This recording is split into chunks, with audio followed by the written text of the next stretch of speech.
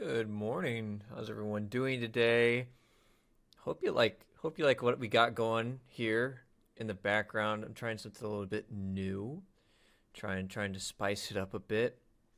Um Normally it would be me and Dylan in here, but as you guys may or may not know, Dylan has recently bought a house, and so he's been putting a lot of work into getting his house into a state that he can move into.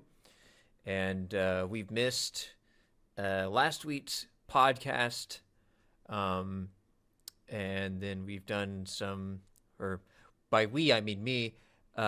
We did a couple of off and on podcasts here and there, and I actually missed Thursday's podcast, but uh, I took I took a nap at 6 p.m. and didn't wake up till 2 a.m. Friday. No, I did that today. Thursday. I don't know how it went down. I slept and it was bad and whatever. Okay, so here we are today. It's Saturday. I've got me a nice, warm, cozy cup of Joe. Mmm. Oh, that's delicious. Drinking it out of my Waffle House cup that I had to beat a crackhead for. Wonderful, wonderful investment, honestly. Almost makes me feel like I didn't get stabbed with a used needle. But yeah, so couple of updates. We're still here. I promise. The podcast is still alive and well. There's plenty of stuff to talk about. Just life is getting in the way right now. So no biggie. I should probably reach out to some folks to do some like collaborations with. That way I don't have to solo this. But I've never done a solo podcast before, and I talk a lot anyway. So I figured maybe, just maybe, that I could handle it. The music that you heard before the podcast started today is brand new music, except from one song. From my new EP, These Tears Won't Dry, available on Spotify, YouTube, iTunes, whatever you listen to music with, excluding maybe Pandora, because they take forever to put tracks out. I'm available on most places, so if you're interested in that, feel free to give it a listen. Maybe give me some feedback. All that good jazz. I love listening to other people's music. If you make music, let me know. I'll listen to it. And I painted my walls. They're yellow now. And that was a weekend endeavor, and I'm glad we got it done. It's over. I hate painting walls. It's the worst. On to today's topic. Stream Elements there was so kind to show that I do in fact cannot I do in fact make mistakes, and that I cannot type. Dear Lord. It says MTD. I meant MTG. Magic the Gathering and Lord of the Rings now have a crossover event thanks to Hasbro owning Wizards of the Coast now. And I wanted to talk about that. So, without further ado, let's get right into it. Yeah, that was pretty smooth, wasn't it? That was pretty smooth. Wonderful transition. So here it is, the official Magic the Gathering page on the Wizards website. I'm going to start off by saying I normally do not like these crossover things that Magic the Gathering does, just as like a player. I understand it on like the ideas of marketing. You know, you get people who aren't maybe into Magic the Gathering, but they're into a different part of, you know, whatever you collab with. You might bring some new folks over, whatever, no big deal. I understand. Pre-release is already going. It started June 16th, which was, oh God, what day is it? That was yesterday. So you can get these cards available now at your local card shop or online.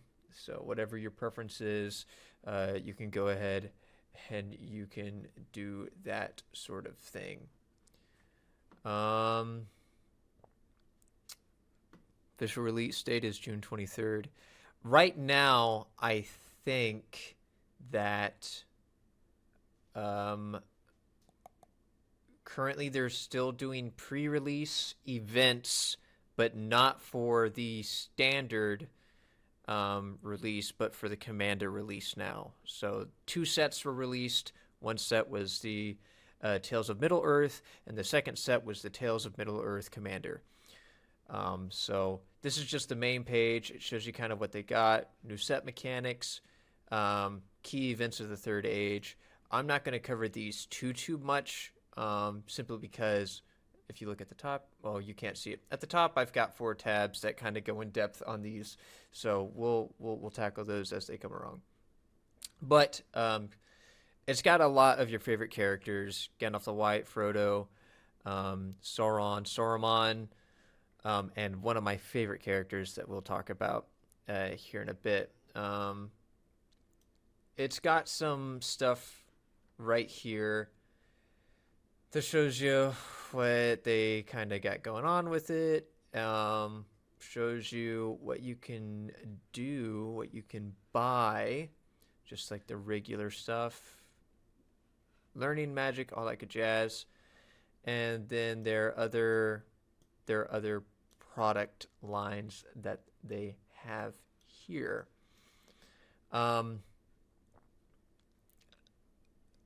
There's a problem. Okay. And here's their timeline. Okay. So it comes out on the 20th on MTGA, but I'm not going to get into that. Here's the problem. All right. They've got, whenever, I don't know if it's every time they do these collabs, but specifically with this, they've gone for the let's make something exclusive about the set. Okay. Number one, the cards are pretty much, I don't want to say exclusive, because if people want them, they'll buy them. But for your average person who might just not have a whole bunch of cash, Magic the Gathering is already kind of expensive to get into, right? It's not cheap by any means. I mean, a lot of people will tell you that you can buy a starter deck or starter kit, and that's a couple bucks, and it's you and a friend. You have enough cards there for a couple friends.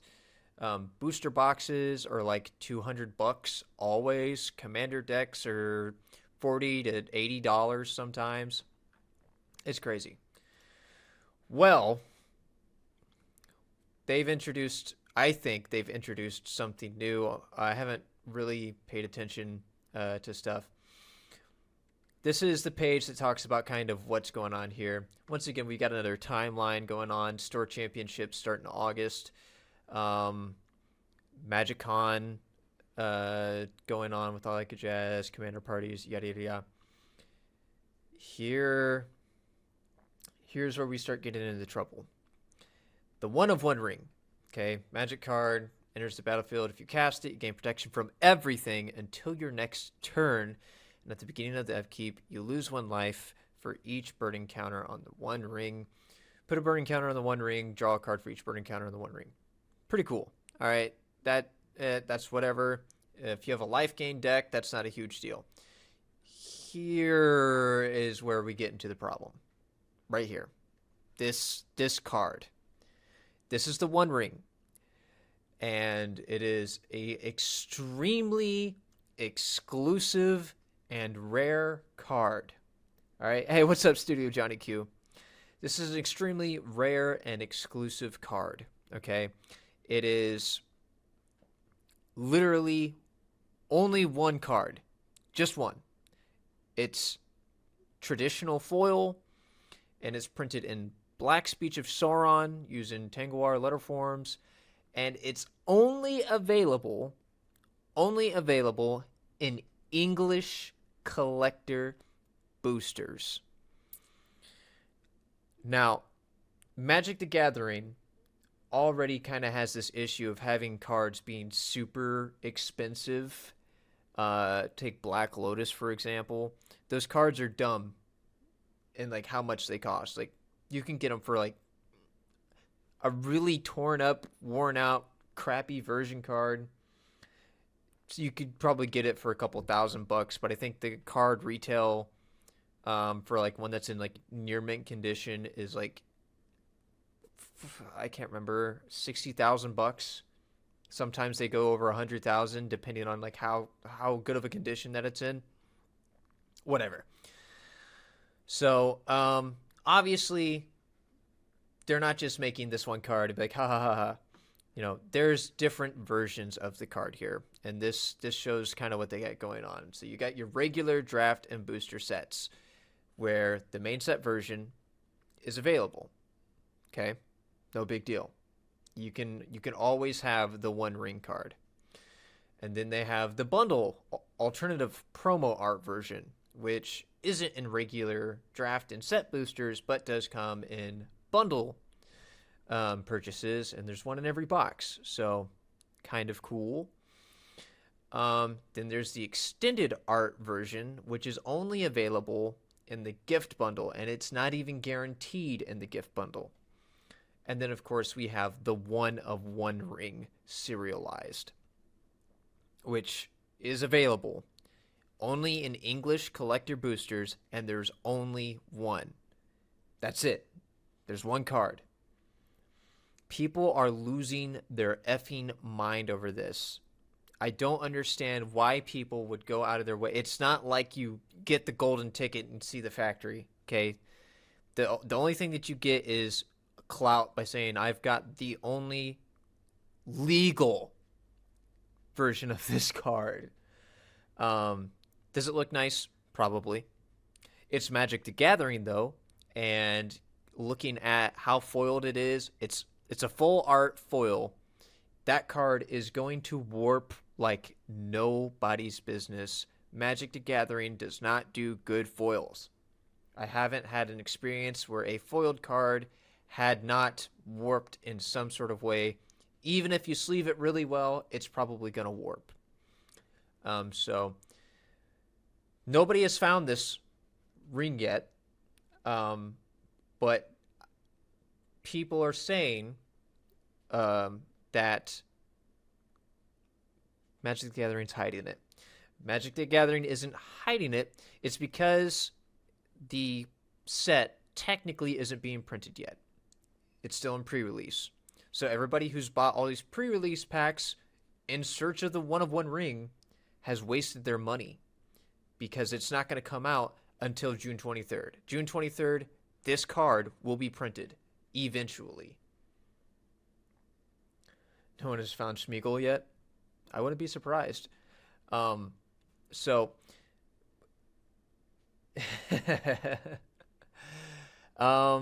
there's the other Ring of Powers, okay? They look pretty cool. They're printed once again with Elvish. It's very nice, very pretty, cool arts.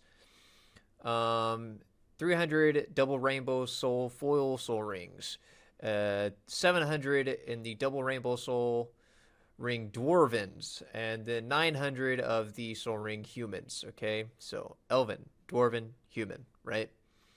Simply because they give 3 to the elf kings, 7 to the dwarf warlords, and 9 for the mortal men. So that's how they came up with those numbers. And then your regular cards, they have 3,000, 7,000, and 9,000 respectively. It spawns that card. And these are full double rainbow.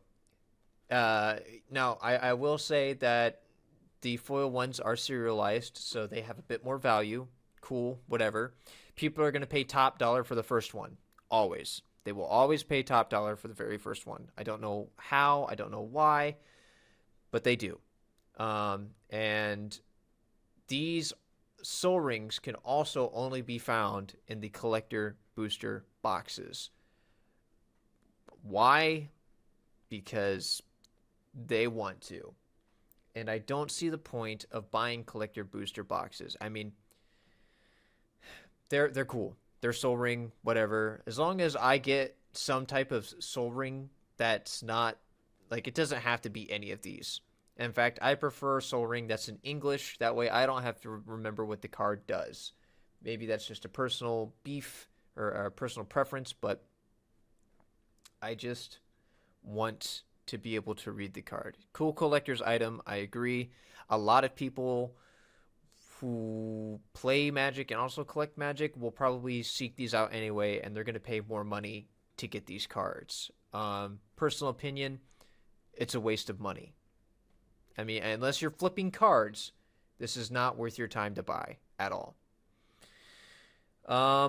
They've got some full art lands, or I guess extended art lands. They're pretty cool. The Party Tree and the Pass of Death. This is an artifact. This is a land. Players have an equal chance of opening one of the 30 cards from the box topper booster. These box topper boosters are the only place where traditional foil versions of Realms and Relics can be found. So there's another there's another exclusive thing that they have going on here. Borderless scene cards and borderless land cards. Now, I am a big fan of borderless cards. I'm not a big fan of borderless foil cards because those warp really bad, but I am a fan of borderless land cards, especially when they make an entire scene like this does here. Once again, you know, for this deck, you'd have to be you could get away with playing in a blue-black deck. This scene right here, that's a 4-color deck. I mean, you're missing black, and that's it. So, it's pretty cool, but whatever. And apparently these are available in the pre-release events. If you can find them, good, awesome. Cool scenes right here. These are apparently only available in the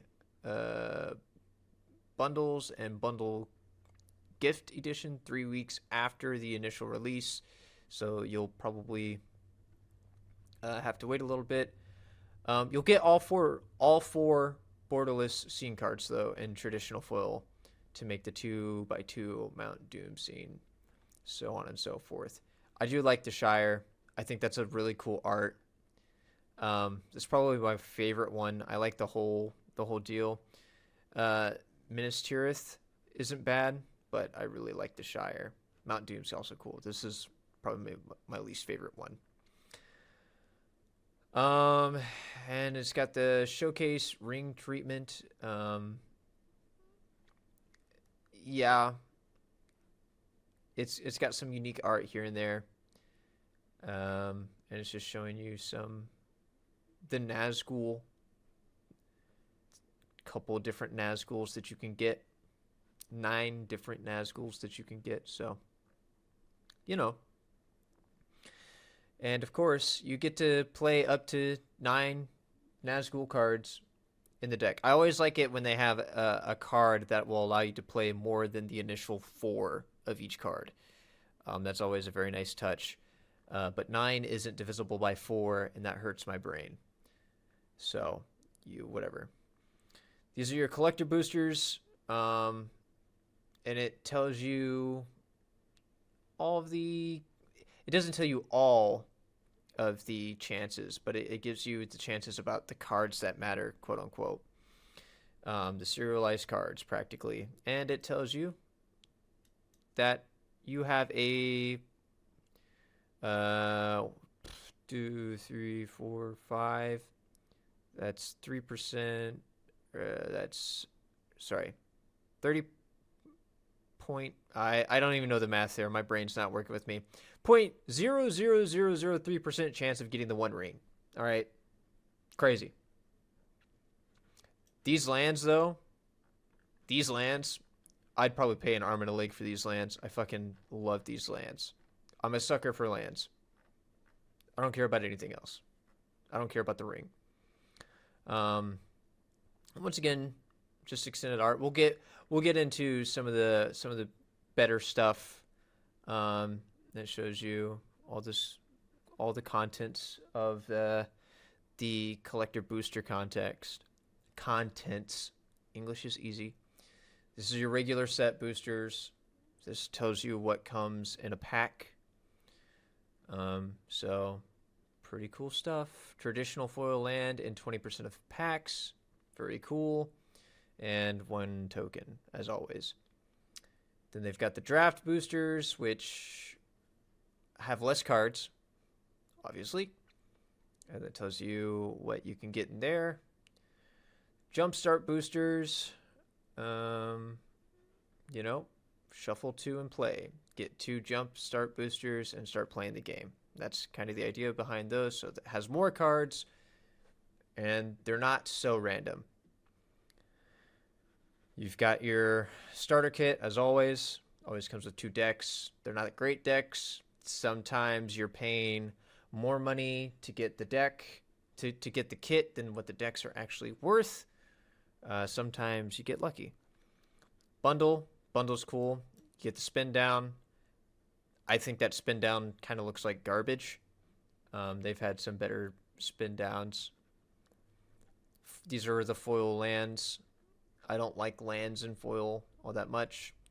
They've got some exclusive variants in the gift set. So Gollum, the Patient Plotter, and the One Ring. So there's the full art right there. So obviously if you get one, you might want to get the other. Kind of the idea.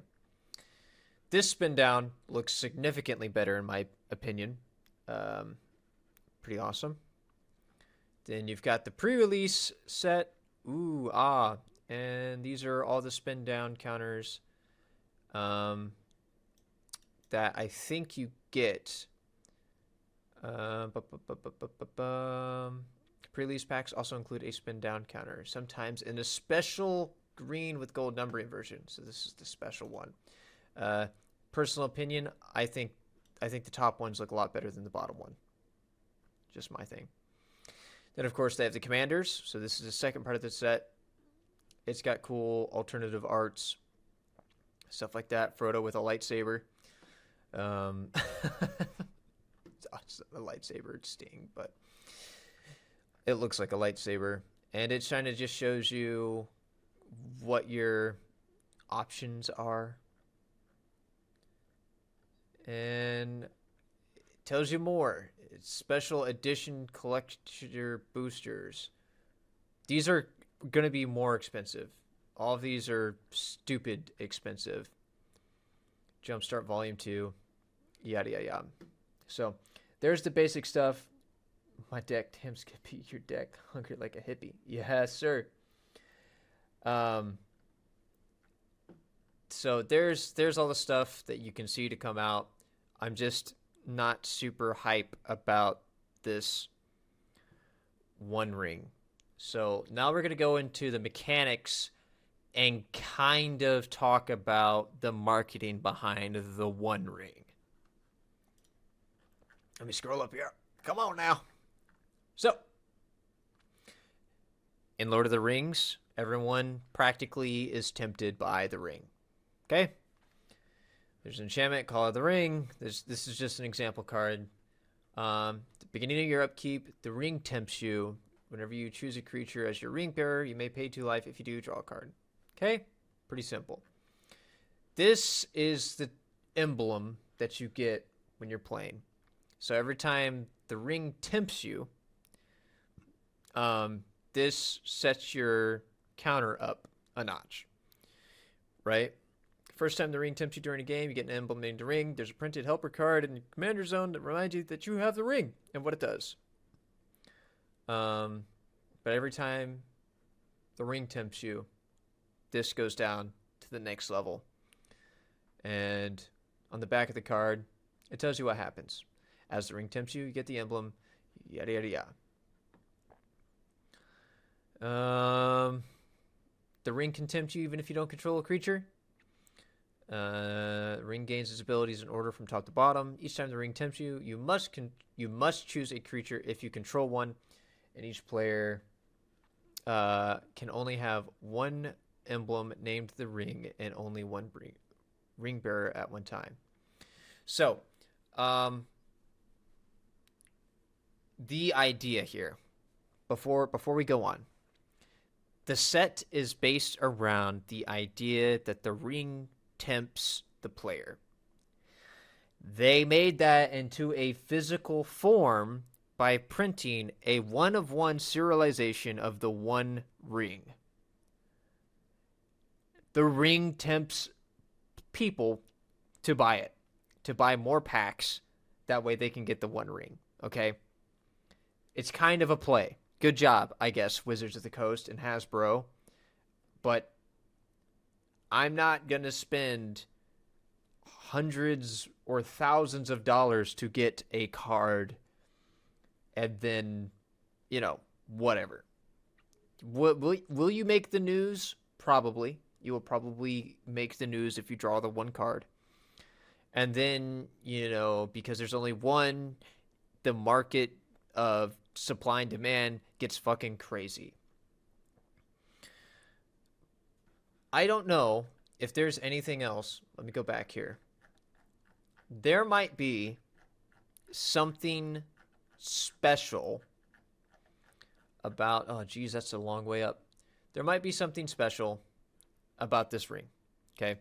It says that it's serialized, but fake cards exist. You get a lot of the problem where people try to sell you a rare card and it's not a real rare card. Logan Paul had the issue with the very first box set of Pokemon cards. Got scammed. If all they're putting on here is 001 of 001 on there, and yeah, it's double rainbow, people who don't know what this card actually look like will try to buy fake cards. It will happen. People will try to sell that. People will try to recreate this, and there are people that are really good at making fake cards. So yeah. So once the ring has all 4 of its abilities, it reaches full power and won't gain additional abilities as the ring tempts you in the future. Notably, the ring will gain its next ability even if you don't have any creatures to become the ring bearer. Stuff will refer to your ring bearer and yada yada yada. Yeah, this is just a kind of a glossing. They've got amass, but instead of your regular amass where it's a zombie, it's amass orcs. And so now when you amass, you get orcs, and they have this cool orc token. They bring in food tokens back, obviously. Also, Bill the Pony, shout out, what a god. Dude's fucking OG. I was never a huge fan of food tokens to begin with. It costs 2, and then for you to tap and sacrifice the artifact, it's kind of expensive for something that only gives you 3 life, and you don't even get to tap it every turn. So, whatever. There's decks that are based around it, but it happens. Land cycling. We are very well aware of land cycling now, where you can pay 1 and discard a card to search your library for that specific type of land cycling. They're bringing sagas again. This saga is interesting. Normally sagas only have 3 steps. This one has 6. And it's kind of cool. I mean, it's a 1-drop, and it gives a +1/+1 counter on the creatures, so kind of cool. And then historic is a term that refers to artifact sagas, anything with a legendary super type. Okay, so this is an historic, but they wanted to separate it for whatever reason. Artifacts are historic, legendary creatures historic. Here's a little sneak peek of Gandalf the White, and they're doing stun counters. So really, the big thing is this temptation of the ring and ring bearers. That's what this whole thing is kind of rotating around. And, you know, it's an interesting idea.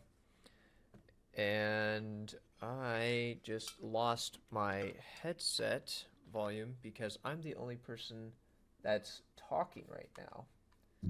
Whoops. So let me get that turned back on real quick, like, as I sneeze. Maybe. Almost. There we go. Beautiful sneeze. Okay.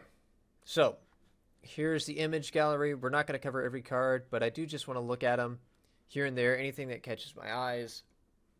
Awesome. First off, Battle of Bywater. 3-drop. Destroy all creatures with power 3 or greater. That's crazy. And then you create a food token for each creature you control. Nuts. Build a pony. What a god. It's a 4-drop for 1/4. Not that great, but sacrifice a food. To end a turn, target creature you control assigns combat damage equal to its toughness rather than its power. That's why Build a Pony is busted. You got Boromir. 3-drop, Vigilance. Whenever an opponent casts a spell, if no mana was spent to cast it, counter that spell. Now that's kind of a crazy thing. White has only recently started to gain some counter abilities. Normally it's just like destroy target creature or banish, or sorry, exile. That's kind of what white does. It's kind of been dipping its toes into the whole counter thing. And there's plenty of decks out there that utilize the ability to just play exiled cards without paying their mana cost. And sometimes just straight off the top of your deck. So that's a really huge key component there that's going to be super strong against some blue and red, possibly even some black decks. So he's pretty cool. And then sacrifice Boromir, and creatures you control gain indestructible, and the ring tempts you. Dawn of a New Age, another rare card. Enters the battlefield with a hope counter for each creature you control.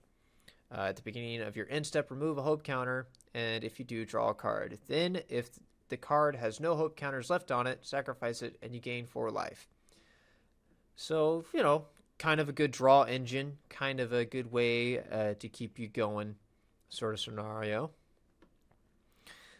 You know, that's not a bad card. It's all right. Eowyn, Lady of Rohan. It's a 3-drop. Beginning of combat of your turn, target creature gains your choice of first strike or vigilance until end of turn. If that creature is equipped, it gains first strike and vigilance until end of turn. Equipped abilities you activate cost 1 less. It's a 3-drop. Not a bad card. Also, just having your choice of any creature on the field getting first strike, vigilance, or both is also pretty dope. Got some smaller characters of the Lord of the Rings canon. You know, Arryn, Rider of Gondor. Enters the battlefield, draw a card. Then if you don't control a legendary creature, put a card from your hand on the bottom of your library. So, not great, but not terrible. You got Faramir, Field Commander. At the beginning of your end step, if a creature died under your control this turn, draw a card. The ring tempts you. If you choose a creature other than Faramir as your ring bearer, create a 1/1 white human soldier creature token. Pretty dope stuff. Pretty good for a populate deck. 4-drop is kind of expensive. Flowering of the White Tree, though, this card is busted. Absolutely busted. 2-drop. Legendary creatures you have get +2/+1 and have ward 1. Non-legendary creatures you control get +1/+1. That is stupid. That's busted. It's 2-drop, and it has such a wide grasp on your battlefield. Plus ward is dumb. It's 1 step below hexproof, and it's crazy. See if there's anything else. We've got our first look at Frodo here. And this is meant to be in a white-black deck, as you can tell. For 2 white, 2 black or 1 of each. If Frodo, Sauron's Bane, is a citizen, it becomes a halfling scout with a base power and toughness of 2/3 and lifelink. Pay 3 black. If Frodo is a scout, it becomes a halfling rogue with whenever this creature deals combat damage to a player, that player loses the game if the ring has tempted you 4 or more times this game. Otherwise, the ring tempts you. This is a win condition card. It is a 1 cost win condition card. I don't know how else you can get with this. You get him out turn 4, and you get, like, the flowering of the white tree is already out. He practically has hexproof, and sorry, my brain skipped really hard there. It has hexproof, and it has a +2/+1. It's a legendary creature. It's silly. Gandalf the White may cast legendary spells and artifacts. Spells as though they had flash, so you can cast them as the same kind of idea that you can cast an instant. If a legendary permanent artifact entering or leaving the battlefield causes a triggered ability of a permanent you control, that ability triggers an additional time. Kind of the same as oh shoot, I've already forgotten her name. The Phyrexian. I can't think of her name right now. But anyway, the white Phyrexian chick does the same thing. This last ability, that is. Lindroval, Rise of Witness, expensive. Whenever 2 or more creatures you control attack a player, target attacking creature without flying, gains flying until end of turn. Kind of a cool thing, but pretty high cost. You've got Rosie Cotton of South Lane. There's actually a lot of halflings in this card set. Hey, what's up, Nolan? Going on, cutie pie. They actually introduce with big quotations. You see a lot of halflings around. So some people that you might only get a little glistening of in the canon, they've got some new folks, or new, just quotations around that, you can't see it, but she's pretty okay. 3-drop, create a food token. Whenever you create a token, put a +1/+1 counter on a target creature other than Rosie. Not bad. Just got back from work. Nice, buddy. And then, of course, we got the real hero of the Lord of the Rings series, Samwise. When he enters the battlefield, choose up to 1 target permanent in your graveyard that was put there from the battlefield this turn. Return it to your hand, then the ring tempts you. So the idea is that if, say, your Frodo got killed previously, your second main phase, get this guy. Or say Frodo was milled at the beginning of your turn, you play Samwise. Pretty awesome.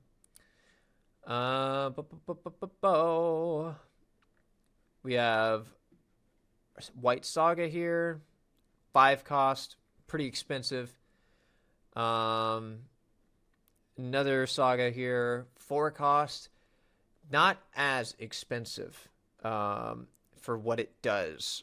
The first 2 sagas reveal, search your deck for a legendary creature card, reveal it and put it into your hand and shuffle. And then creatures you control gain double strike until end of turn. The ring tempts you. This is way better than this. It's 4-drop, and what it does is crazy. Moving on to blue. Interesting stuff.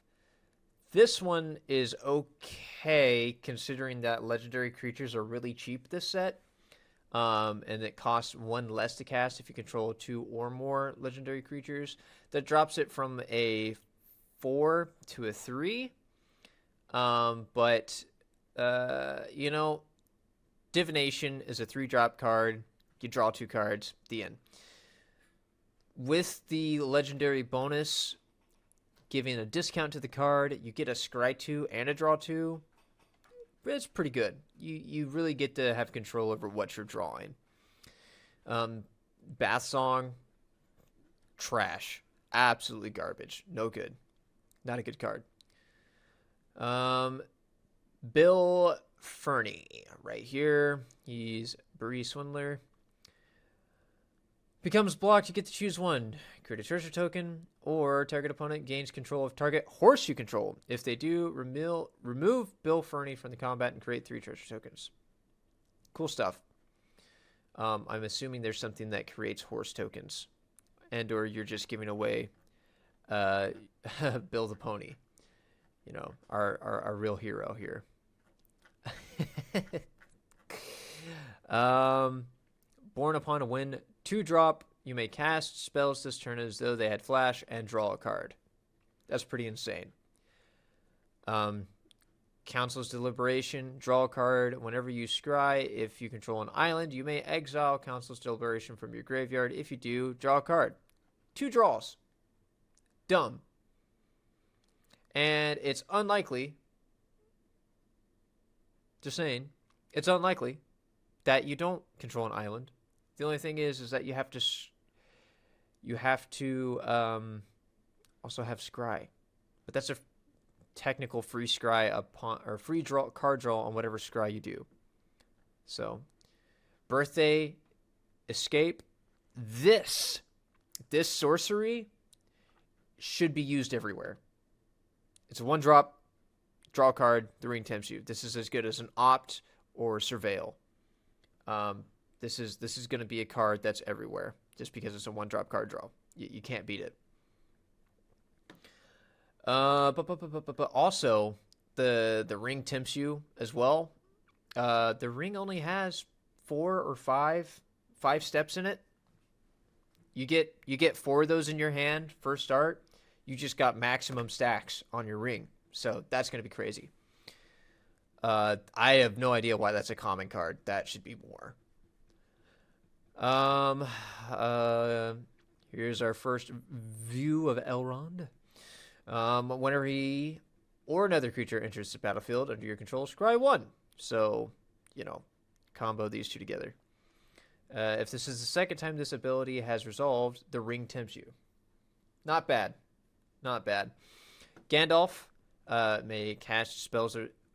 You may cast sorcery spells as though they had flash, and whenever the ring tempts you, if you chose a creature other than Gandalf as your ring bearer, draw a card. So, in my opinion, I think this Gandalf is ever so slightly. I love you too, buddy. I think this Gandalf is ever so slightly better than the white Gandalf. The white Gandalf lets you do legendary artifacts and I think legendary enchantments, I think it said, as if they had flash. And then also it, whenever a triggered ability would happen due to a permanent entering or leaving the field, you double it. So they both have their pluses. The white Gandalf is a 5-drop with 2 of those being white. This is a 4-drop with only 1 being blue. So cheaper, and you can get it out quicker, probably help you out a little bit better. Goldberry, River Daughter. Cool stuff here. Move a counter of each kind not on Goldberry from another target permanent onto Goldberry. And then 1 blue and a tap. Move 1 or more counters from Goldberry onto another target permanent you control. If you do, draw a card. Busted. Absolutely busted. Crazy. There are cards that allow you to put ward counters on things. So you can continuously, if something is generating a ward counter exponentially, or not exponentially, but indefinitely generating ward counters for the 1 card, you can just, I'm going to give that ward counter to River Daughter. And the next turn, I'm going to pay 1 and tap. But there's also a lot of cards out there that allow you to untap cards during your same turn. So you could probably make an engine for this that allow you to continuously put ward counters, or You can put lifelink counters or flying counters. Yeah, all that good jazz. She's gonna be crazy. She'll probably be in a lot of blue-green decks if I had to make an assumption. Moving on. Yorith of the Healing House. Untap another target permanent. It's right there. Stupid. Untap two other legendary creatures. What did I just say? Just one line down. And if they're playing modern or legacy or vintage, there are cards out there that allow you to ignore the legendary rule, so you can have multiple of these legendary creatures. I just pointed at my screen with my finger. That allow you to have more than one of each legendary creature. The legendary rule is if a creature has a legendary subtext on it, you can only have one of it on the field at any time unless a card says otherwise. So there you go. Hithlian Knots. That's actually not bad. Tap target creature, scry 1, draw a card. 2-drop. Could be worse.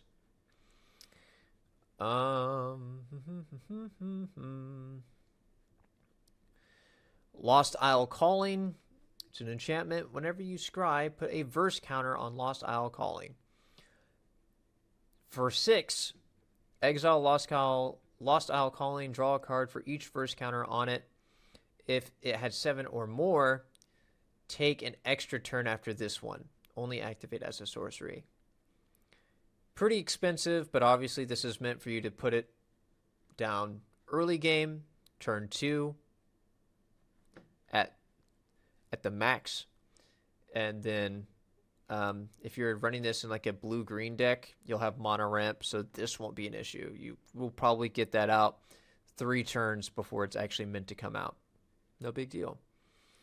But of course, you want to get the 7 or more verse counters on it, but you don't have to wait every turn for that, especially if you're constantly scrying a lot.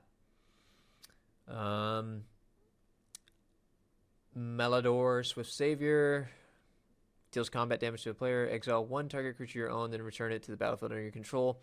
This is good for, when things enter the field and they have a triggered ability. That's what he's going to be good for. But he's 3/3 flyer, 4-drop, kind of expensive. Add 1 mana of any color. Spend this mana only to cast an instant or sorcery spell. That's okay. That's not super bad. Press the enemy, 4-drop. Return target spell or non-land permanent. Huh? Return target spell or non-land permanent an opponent controls to its owner's hand. You may cast an instant or sorcery spell with equal or lesser mana value from your hand without paying its mana cost. Okay. I don't know what it means by return target spell, because like creatures are spells.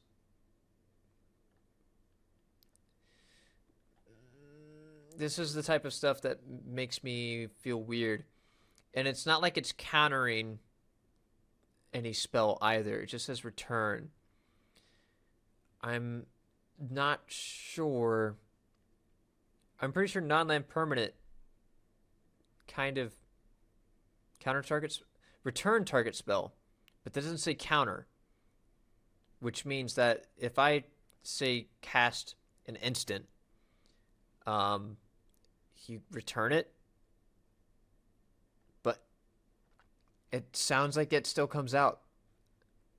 I'd want to speak to a judge on that.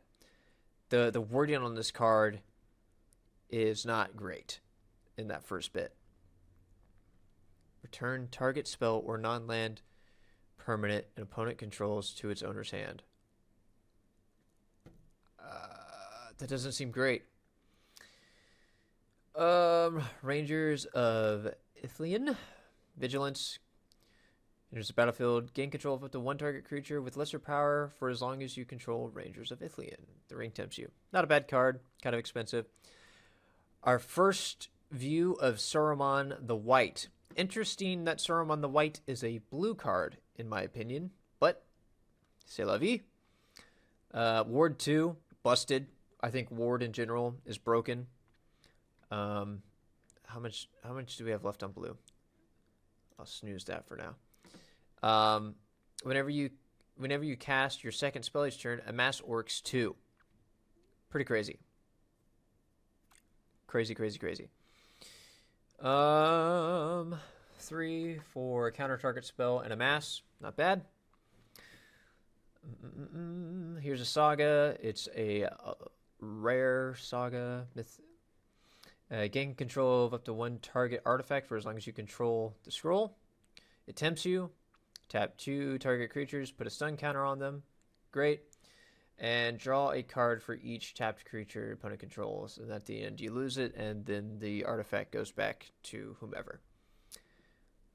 Soothing of Schmeagol. That's not bad. Counter target creature spell with power or toughness. Power or toughness 2 or less? That's dumb. That's a good card. Storm of Saruman, 6-drop. It has a ward 3. Whenever you cast your second spell each turn, copy it, except the copy isn't legendary. You may choose new targets for the spell. Okay. I haven't seen a legendary. I haven't seen a legendary instant or sorcery yet. But whatever. Willowind, 5-drop. Enters the battlefield, grade 2, 3/4. Not that great. Okay, I'm gonna take a quick break. We'll get some ads out of the way, and then we'll come back and we will continue moving forward with this. So stick around.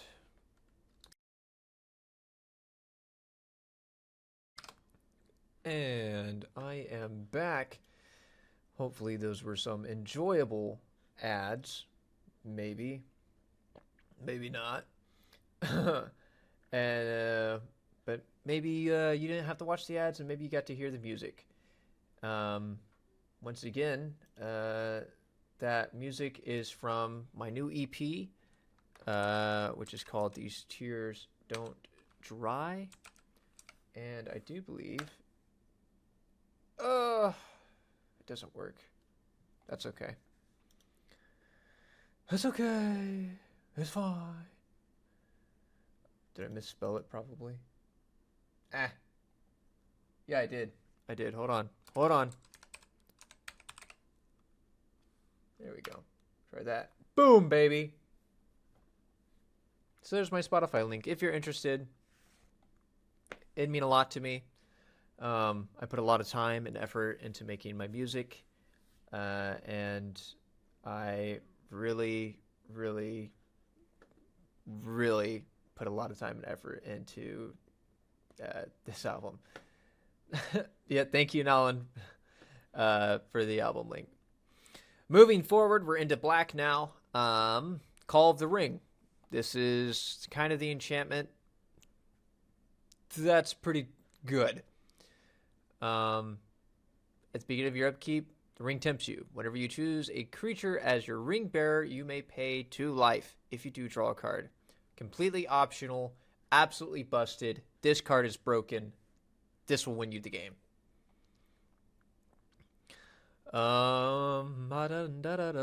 Trying to see if there's anything crazy. 3-drop, destroy target creature. This is just like a murder, except the ring tempts you now, which is good for the format. Our first look, I think at Golem, specifically, whenever he leaves the battlefield, it tempts you, and you can pay black and sacrifice a creature and return Golem to your hand as a sorcery. Got Gorbag of Minas Morgul. Whenever a goblin or orc you control deals combat damage to a player, you may sacrifice it, and if you do, choose 1, draw a card, or create a treasure token. We got Gothmog, a Morgul Lieutenant. When he enters the battlefield, amass Orcs 1. Creature tokens you control have Death Touch. Pretty good. A little expensive for what he does, but not a huge deal. Grima Wormtongue right here. Your opponents can't gain life. Sacrifice another creature. Target player loses 1 life. If the sacrificed creature was legendary, amass Orcs 2. Pretty good. They made the Gatebreaker into a legendary artifact vehicle, which is pretty cool. Grand the Gatebreaker has trample. As long as it's your turn and you control an army, Grand the Gatebreaker is an artifact creature. Crew 3. But you don't have to crew it if it's already a creature, right? So put this in your amass decks and you'll be fine. Here's our first legendary instant right here. First one I've seen, at least. I guess I haven't been paying too much attention, but this is the first one I've seen. Legendary instant. Isildur's Fateful Strike. 4-drop. Destroy target creature. If its controller has more than 4 cards in hand, they exile cards from their hands equal to the difference. That's dumb. That's pretty busted. Kind of high, but busted. This one's pretty okay. Lash of the Balrog. 1-drop as an additional cost of this spell. Sacrifice a creature or pay 4. Destroy target creature. You'd put this into a token deck. So, if you've got orcs or whatever, this is the card that you're going to be running. Lobelia Sackville Baggins. Pretty cool. Flash. Menace. Menace means that they have to be blocked with 2 or more creatures. When Lobelia Sackville Baggins enters the battlefield, exile target creature card from an opponent's graveyard that was put there from the battlefield this turn, then create X treasure tokens where X is the exiled card's power. Not bad. March from Blackgate here looks interesting. Enters the battlefield, and whenever an army you control attacks, amass Orcs 1. That's busted. That's dumb. 2-drop, mass Orc 1. Yeah, that's dumb. Stupid. Crazy. Okay. I can't believe they put that there. Mordor Trebuchet, Defender, whenever you attack with 1 or more Goblin and or Orcs, create a 2/1 colorless construct artifact creature with flying named Ballistic Boulder. Sacrifice that token at the end of combat. Okay, not bad. It's kind of like a more advanced version of Decay. Morgul Knife Wound. Enchanted creature gets -3/-0, and it has at the beginning of your upkeep, exile this creature unless you pay 2 life. Nice. Sacrifice a creature, draw 2 cards. If the sacrificed creature was legendary, draw 3 instead. Then you've got the Nazgul, and as we talked before, there are 9 versions of the Nazgul. Pretty interesting stuff. This saga here, you and target opponent each create a food token. Each opponent loses 3 life. Create a treasure token, and then create 3 tapped 1/1 blue spirit creature tokens with flying. This is not a bad card. This is more of like a friend card, as they say in Commander. This is a pretty neutral card. Benefits everyone at the table, so not crazy. 1 ring to rule them all. 4-drop. It is a rare. The ring tempts you, and then each player mills cards to your ring bearer's power. That's insane. Destroy all non-legendary creatures. Also insane. Each opponent loses 1 life for each creature card in that player's graveyard. Stupid insane. This card's busted. People are going to be running this like crazy. And the cool part is, it's not legendary enchantment. It's just an enchantment, so they can have up to 4 of these on the battlefield at one time. Not like they'd ever want to put 4 of these, because it's a 4-drop. You just, have 4 of them in your deck to increase the odds. Orcish Bowmasters here, 2-drop. It's rare. Flash. Whenever it enters the battlefield, and whenever an opponent draws a card, except the first one they draw in each of their draw steps, deals 1 damage to any target, then amasses Orcs 1. Stupid. That's a busted card. It is only a 1/1, but you don't have to attack with this card. Just like right before, as someone goes to draw a secondary card, you can slap this down and then automatically get a free 1 damage anywhere and then amass orcs. This is going to be a counter to like blue decks. Amass orcs 1. Man. Crazy. Sam's Desperate Rescue. Return target card from your graveyard. The ring tempts you. This card is going to be ran like crazy. This is going to be a card that has 4. Everyone's going to be running 4 of this card. The only thing that's bad about this card is that it's just a sorcery and not an instant. Sauron. Our first view of Sauron, the Necromancer. 5-drop. Menace, as one would expect. Whenever he attacks, exile target creature card from your graveyard. Create a tapped and attacking token that's in a copy of that card, except it's a 3/3 Black Wraith with Menace. At the beginning of the next end step, exile that token unless Sauron is your ring bearer. That's nuts. Shadow of the Enemy. Exile all creature cards from target player's graveyard. You may cast spells from among those cards for as long as they remain exile and mana of any type that can be spent to cast them. That's a mythic, it looks like. It's 6. It's a sorcery. Late game, I could see its usefulness. I wish it wasn't a 6-drop, but also if it was any less than 6, it'd probably be kind of busted. So I guess balanced card. Shelob's Ambush. Target creature gets +1/+2 and gains death touch until end of turn. Create a food token. That's not bad. That's actually a really good card. I can see people running 4 of these. Moving on. That's expensive. You've got the Troll of Khazad-dûm. And it can't be blocked except by 3 or more creatures. So a really advanced version of Menace. And it has swamp cycling. So whatever. You get the Witch King of Angmar. Wraith Noble, flying. It's a 5-drop, mythic. Whenever one or more creature deals combat damage to you, each opponent sacrifices a creature that dealt combat damage to you this turn, and the ring tempts you. Discard a card, and it gains indestructible until end of turn. Tap it. Yeah, that's nuts. Kind of crazy. Here's our red. Of course, you always get the little goblin. Whenever it becomes blocked, it deals 1 damage to each creature blocking it. Not bad. Not crazy, but early on, not bad. Amass Orcs. It's a 3-drop saga. This is a pretty balanced saga. It's not crazy here.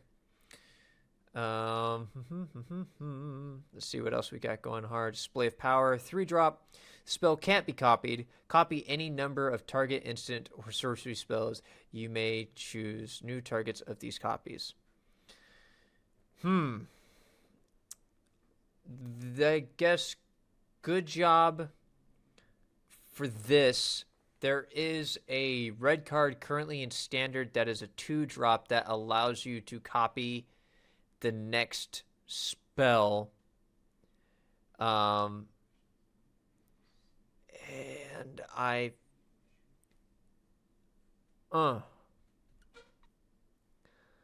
Yeah. So...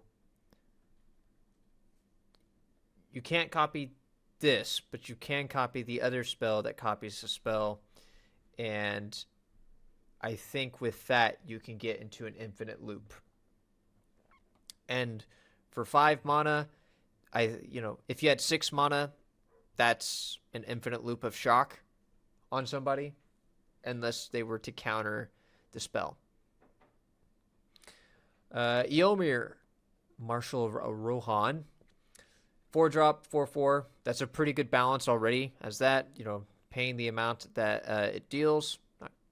So we're doing pretty good. Haste, whenever one or more other attacking legendary creatures you control die. Untap all creatures you control. After this phase, there's an additional combat phase. This only triggers once each turn. Yep. Yep. Except if you combo...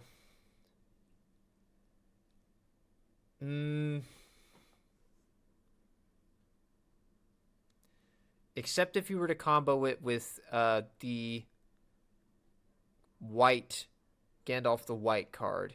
I think that would allow you to have an additional turn of this. But I wouldn't know 100% sure since I'm not a rules master, but I would assume that's kind of how you could get around that. Then they have another version, Yomer of Rittermark. Attacks if you control a creature with a greater power amongst creatures on the battlefield. Create a 1/1 human white soldier token. Populate. It's a 5-drop for a 5/4. That's okay. Whenever you cast an instant or sorcery, deals 1 damage to each opponent. That's pretty busted. I don't know why that's a common. Erkenbrand, Lord of Westfold. He's a 4-drop 3/3. Not so great. Or another creature enters the battlefield under your control. Creatures, yeah, that's whatever. That's not super good.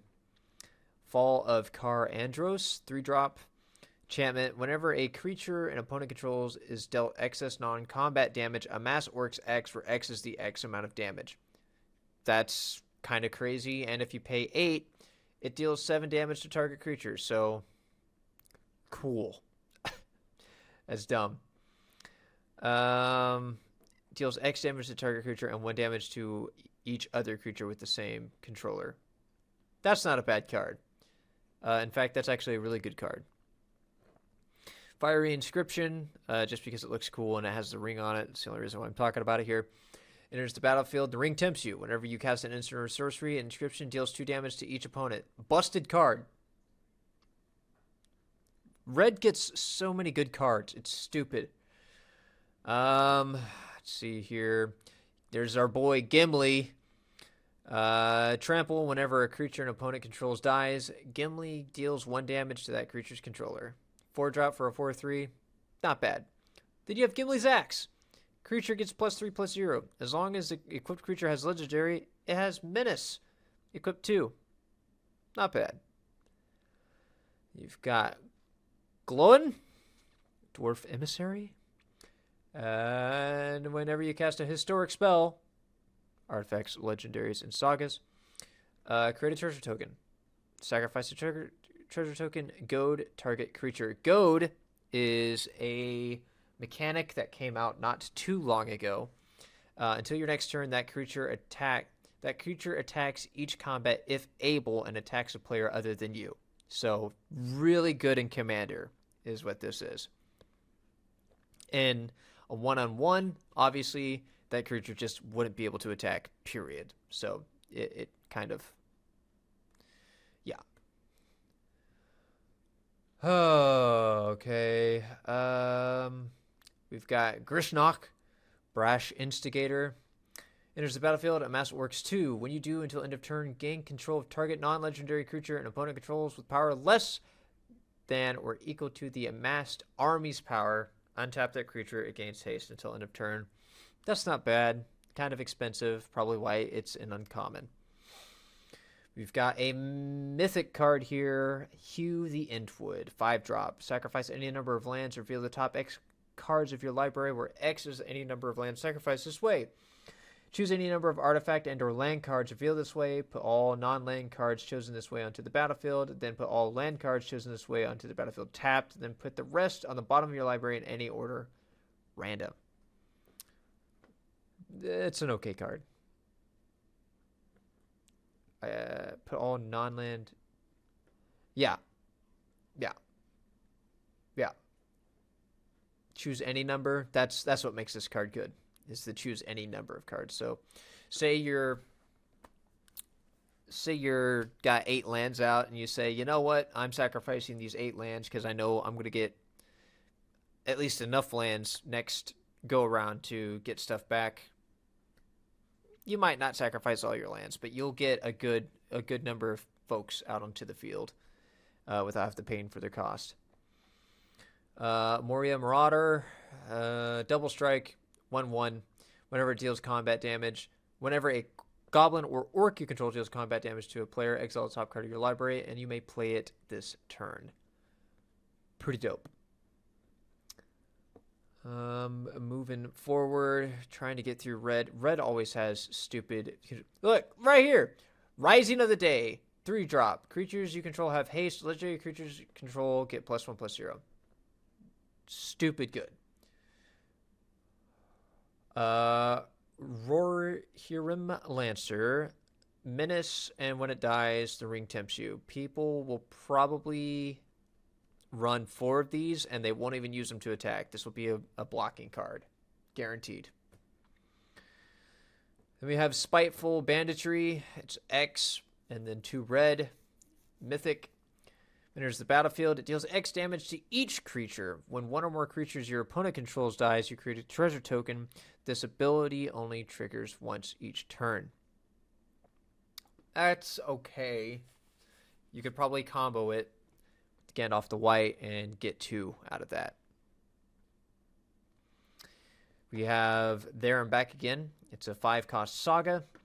To 1 target creature can't block for as long as you control There and Back Again. The ring tempts you. Search your mountain card. Search your library for a mountain card. Put onto the battlefield. Shuffle. Create Smaug. Sorry. Create Smaug. A legendary 6/6 red dragon creature token with flying and haste. And when this creature dies, create 14 treasure tokens. Yeah, I'd say that's worth it. 6/6 with 14 treasure tokens. You could just instantly sacrifice those treasure tokens for whatever you want. Yeah, sure. That's stupid. On to green. We're slowly getting there.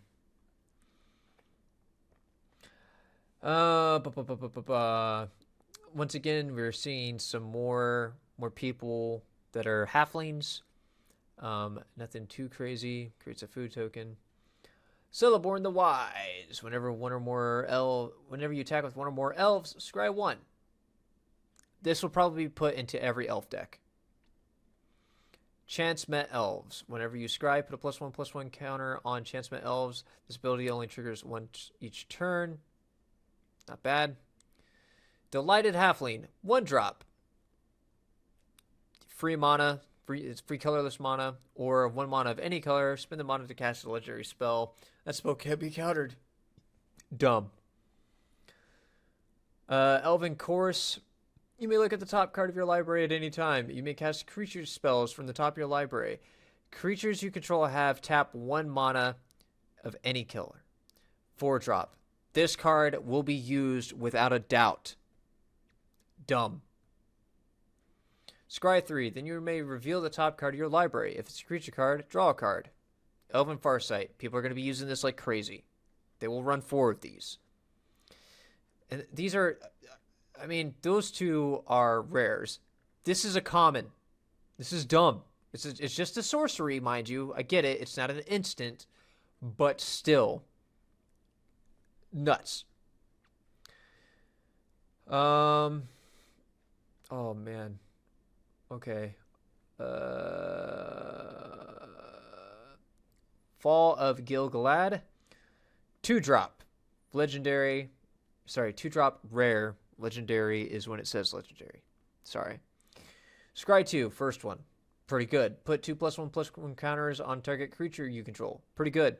Until end of turn, target creature you control. When this creature dies, draw 2 cards. Then that creature fights up to 1 other target creature. Crazy. Then you've got Fanghorn, the Tree Shepherd. Tree folk have vigilance. Whenever 1 or more tree folk you control attack, add twice as much green mana. You don't lose unspent green mana as steps and phases end. You do still lose them at the end of turns, though. So you can hold on to that mana until the end of the phase. No big deal.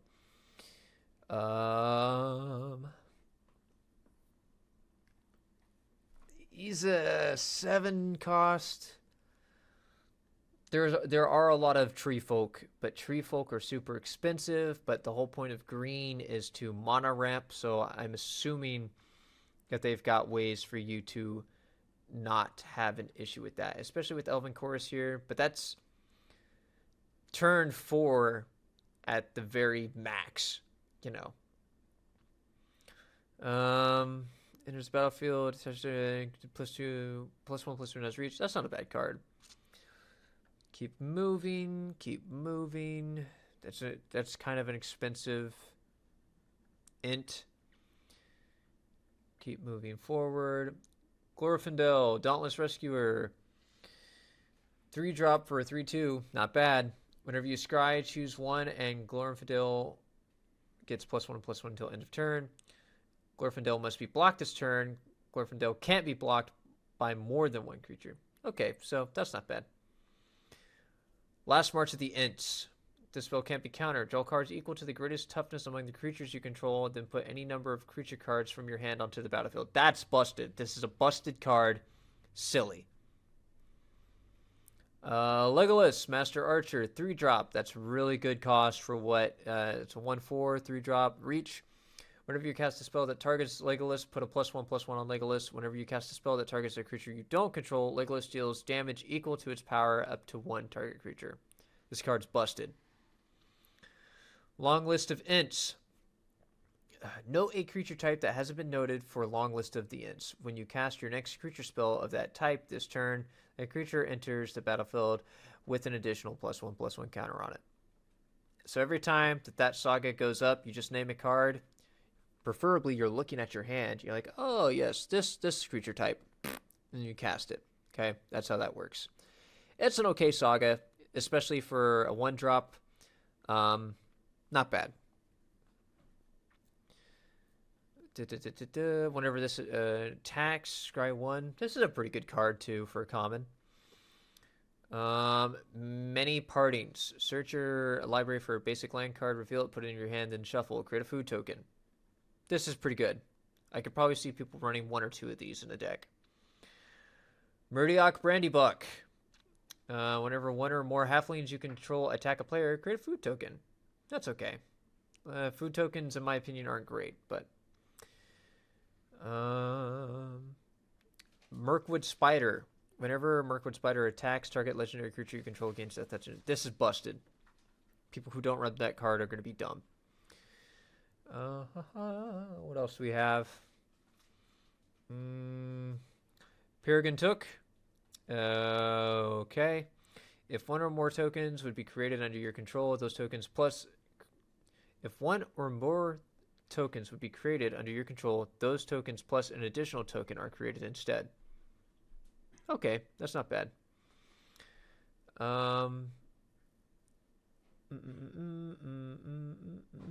Quick Beam, Upstart Int, 6-drop.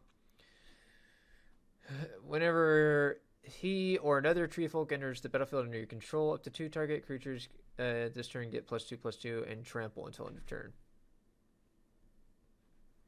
That's okay. 6-drop. Once again, these are still super expensive. Then you got Radagast the Brown. Probably the dopest guy. One of the dopest guys. He's not the character that I'm most excited for. Whenever Radagast the Brown or another non-token creature enters the battlefield under your control, look at the top X cards of your library, where X is that creature's mana value. You may reveal a creature card that doesn't share a creature type with that creature you control from among those cards and put it into your hand. Put the rest on the bottom of your library in any order. 4-drop for a 2/5. You get to look at your cards, just continuously shuffling. That's a pretty good card. Revive the Shire. Return target permanent card from your graveyard to your hand. Not bad. The Ring goes south, 4-drop. Rare. The Ring tempts you to start. Then reveal cards from your library until you reveal X land cards, where X is the number of legendary creatures you control. Put those land cards onto the battlefield tapped and the rest in your bottom. That's okay. That's not great.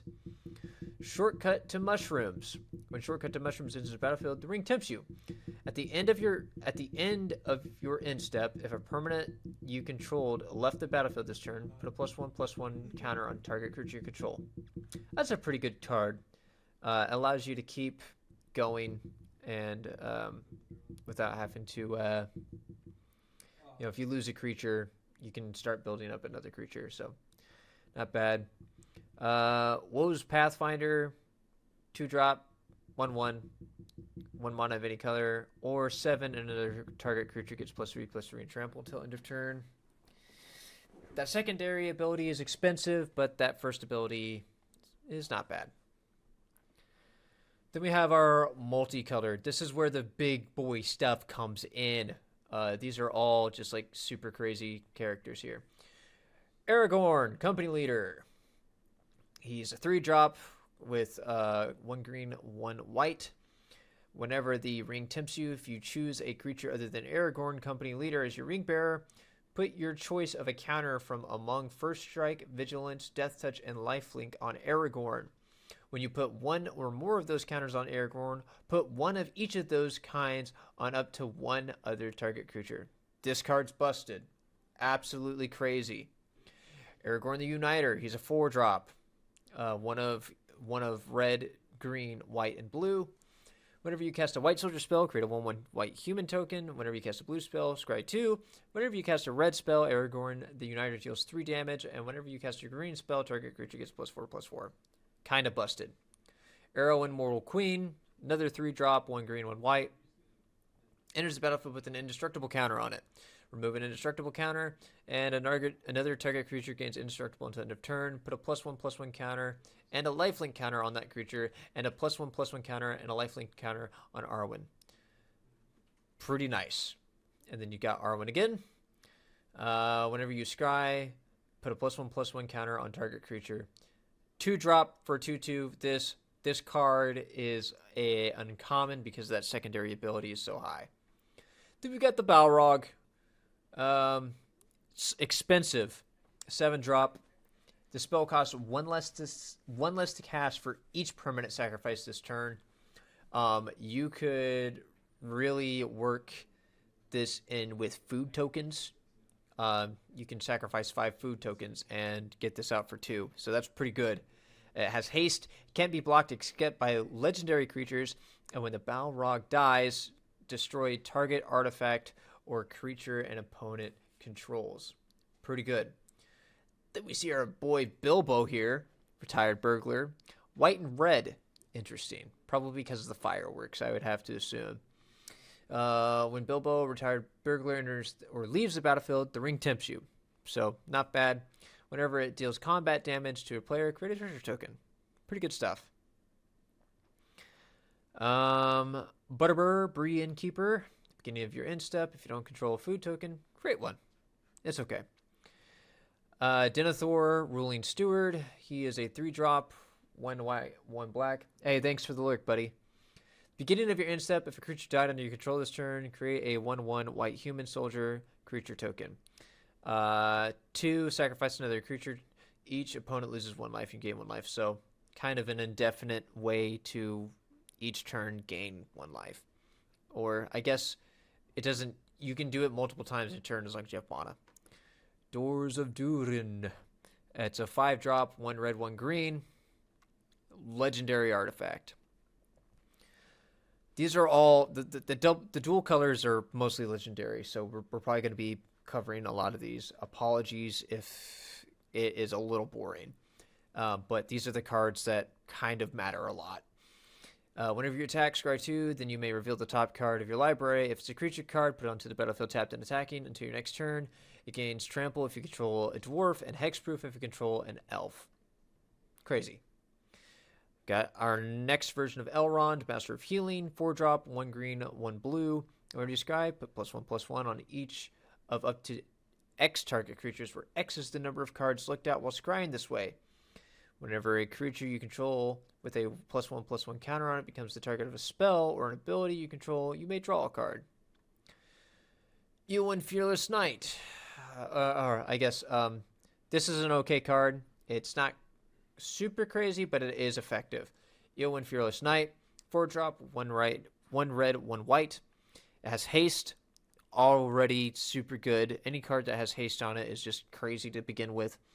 Enters the battlefield, exile target creature an opponent controls with greater power. Legendary creatures you control gain protection from each of that creature's colors until end of turn. Not bad. Faramir, Prince of Ilithia. I'm not gonna eat. It's a 4-drop, 1 white, 1 blue. Beginning of your end step, choose an opponent. At the beginning of that player's next end step, you draw a card if they didn't attack you that turn. Otherwise, create 3 1/1 white human soldiers. That's a pretty good card. More effective in not more effective, but probably more fun to play in Commander. Flame of Anor, 3-drop, 1 blue, 1 red. Choose one if you don't control a wizard. If you control a wizard as you cast the spell, you may choose 2 instead. Target player draws 2 cards, destroy target artifact, deals 5 damage. Pretty good card. Red and blue, target creature you control and up to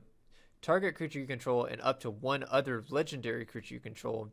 Each deal damage equal to their power to target creature you don't control. Frodo. Look at that boy. Whenever Frodo or another legendary creature enters the battlefield under your control, the ring tempts you. As long as Frodo is your ring bearer, it must be blocked to Fable. Not bad. Galadriel of Lothlorien. 3-drop, green, blue. Whenever the ring tempts you, if you choose a creature other than Galadriel as your ring bearer, scry 3. So Galadriel and Elrond would be the pairing that you're trying to go for. Whenever you scry, you may reveal the top card of your library. If a land card is revealed this way, put it onto the battlefield tab. There's your mana ramp right there. Gandalf the Grey. 5-drop, 1 blue, 1 red. Whenever you cast an instant or sorcery, choose one that hasn't been chosen. You may tap or untap target permanent. Gandalf the Grey deals 3 to each opponent. Copy target instant or sorcery spell you control. You may choose new targets for that spell. Put Gandalf on top of the library. See, this shit right here. All right, there's that 3-drop card that allowed you to... It couldn't be copied, but it could copy another target spell. And then we have a 2-drop red spell currently in Standard that allows you to copy target spell. And you have Gandalf the Grey. If you combine those 3 together, you will literally kill somebody. Gandalf Sanction, 3-drop, deals X damage to target creature where X is the number of instants and sorceries in your graveyard. Excess damage is dealt to that creature's controller instead. Pretty good. Another version of our Gimli here. This is Sad Gimli. Has indestructible as long as 2 or more creatures died under your control this turn.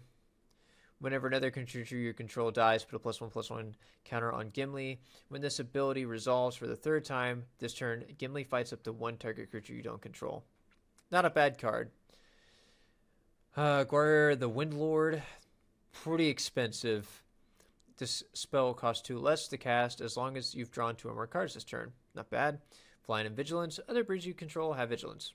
Pretty good stuff. King of the Oathbreakers.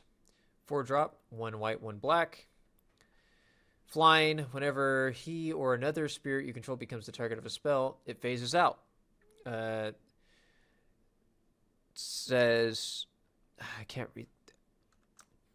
Treat it and anything attached to it as though they don't exist until your next turn. There you go.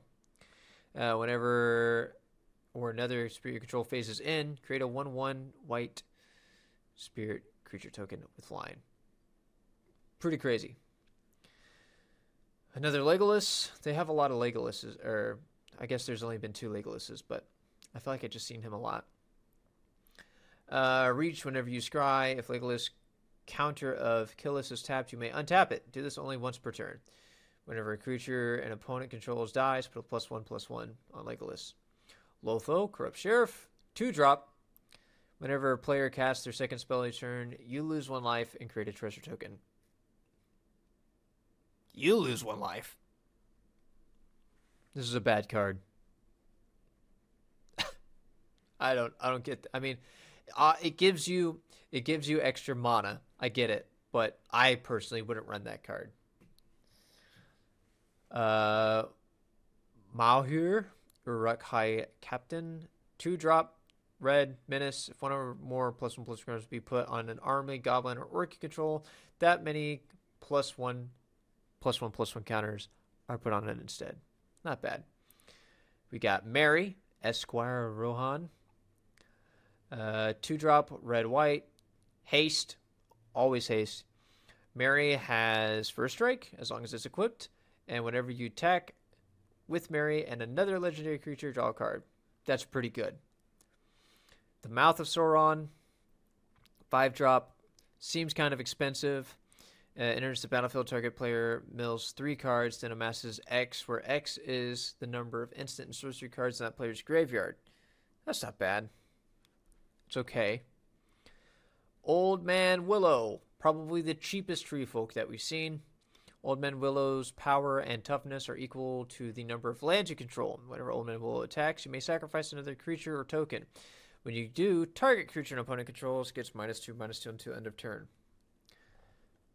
Not bad. Pippin, Guard of the Citadel. Vigilance and Ward 1. Already busted. Another target creature you control gains protection from card type of your choice until end of turn. Nice. Prince Imrahil of the Fair. Prince Imrahil the Fair. 2-drop, 1 blue, 1 white. Whenever you draw your second card each turn, create a 1/1 human soldier token. That's pretty okay. The ring tempts you. Search your library card. Shares. It's whatever. Rise of the Witch King. Each player sacrifices a creature. If you sacrificed a creature this way, you may return another permanent from your graveyard to the battlefield. That's busted. We got Samwise again. 2-drop. Whenever another non-token creature enters the battlefield under your control, create a food token. Like I said, I'm not a huge fan of food tokens. Whatever. Sauron of Many Colors. Mythic Rare. Saruman of Many Colors.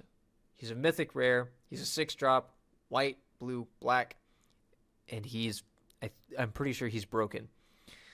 Ward, discard an enchantment, instant, or sorcery card. That's not a bad cost to prevent somebody from attacking you.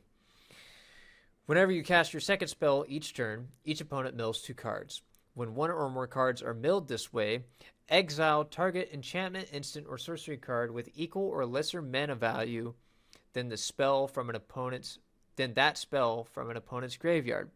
Copy that exiled card, and you may cast it without paying its mana cost. He's busted. He's broken. Then we have Sauron, the Dark Lord, another 6-drop, blue, black, red. He has Ward, and this one is a bit more high costing. Sacrifice a legendary artifact or legendary creature. There are a lot of legendary creatures and legendary artifacts in this set, but it never feels good to sacrifice those. Whenever an opponent casts a spell, amass Oryx 1. Whenever an army you control deals damage to a player, the ring tempts you. Whenever the ring tempts you, may discard your hand. If you do, draw 4 cards. 7/6, pretty busted. He's going to be hard to get rid of. Sauron's Ransom. Choose an opponent. They look at the top 4 cards of your library and then separate them into a pile face down and a pile face up. Put one pile in your hand and the other in your graveyard. The ring tempts you. Not bad. Shadow Summoning. 2-drop. 1 white, 1 black. Create 2 1/1 flight. Spirit tokens. Pretty good. You got Shadowfax. 5-drop. Red, white. Oof. Legendary Horse. Horses you control have haste. Let's go. Whenever Shadowfax, the Lord of Horses, attacks, you may put a creature card with lesser power from your hand onto the battlefield, tapped and attacking. Pretty cool stuff. Shagrat Loot Bearer. He's a 4-drop, 1 black, 1 red. Orc Soldier, whatever. Shagrat attacks. Attach up to 1 target equipment to it, then amass Oryx X, where X is the number of equipment attached to Shagrat. Pretty good stuff. Sharky, Tyrant of the Shire, 4-drop, 1 blue, 1 black. Activated abilities of lands your opponent controls can't be activated unless they're mana abilities, so no tap abilities, no sacrifice abilities. Sharky Tyrant of the Shire has all activated abilities of lands your opponent controls except for mana abilities. Not bad. Mana of any type can be spent to activate Sharky's abilities. Huh. Oh my goodness. Zoot! Zoot! Thank you for the raid. I really need to get a raid song in here. I'm not a huge fan of that sound effect anymore. But thanks for the raid, buddy. Appreciate it. We're discussing the Lord of the Rings and Magic crossover. We are just about done with discussing all of the cards that are in this set. So yeah, if you're interested in Magic content currently, that's what we're talking about. And yeah, hope you hang around, stick around. Thanks for checking us out. And let's go ahead and get a, not that anybody in this community doesn't already know who Zoot is, but just in case, let's give Zoot a shout out. What a guy. Just doing some Dungeons and Dragons. I'm assuming you were doing some art. Is that correct?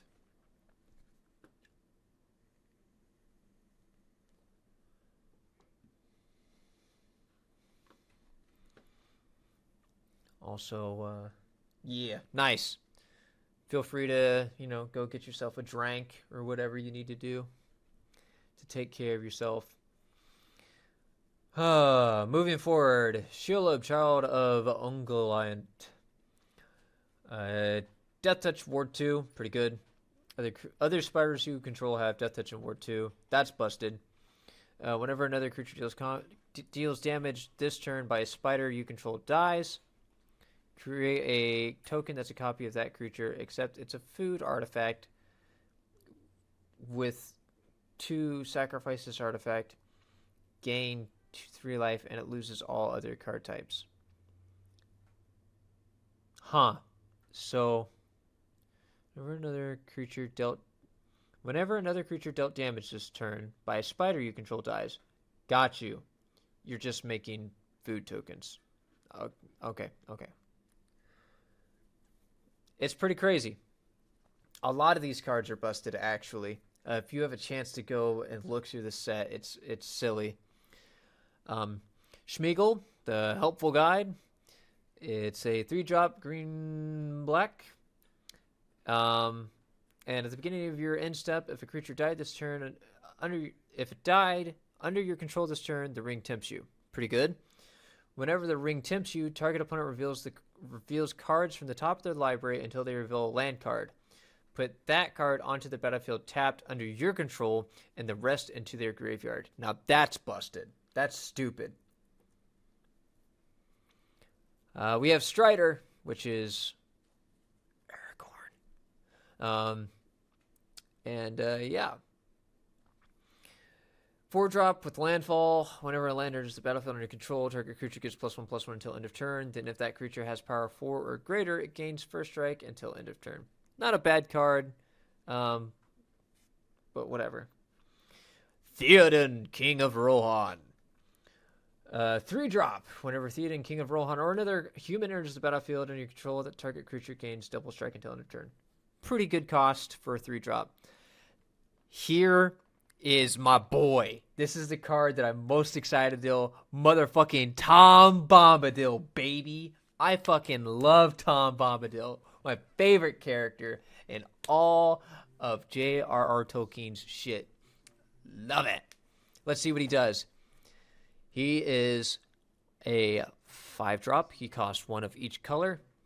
As long as there are 4 or more lore counters among sagas you control, Tom Bombadil has hexproof and indestructible. Whenever the final chapter ability of a saga you control resolves, reveal cards from the top of your library until you reveal a saga card. Put that card onto the battlefield and the rest on the bottom of your library in random order. This ability triggers only once each turn. That's stupid nutty. It's like, oh, yeah, I just got this hexproof indestructible guy here. As long as I have these sagas out, I could just keep trading them out. No big deal. That's silly. Oh my gosh. Old Tom Bombadil. He's silly. Then we got Ugluk of the White Hand. He's a 4-drop, black red. Apologies if I butchered that. I'm not so great at speaking Orcish or whatever, the black tongue, whatever they speak. Whenever another creature you control dies, put a +1/+1 counter on him. If that creature was a goblin or orc, put 2 instead. Pretty good card, kind of expensive. Here comes the artifacts, and you know what? I think before we get into the artifacts, hey, what's up, Spooky?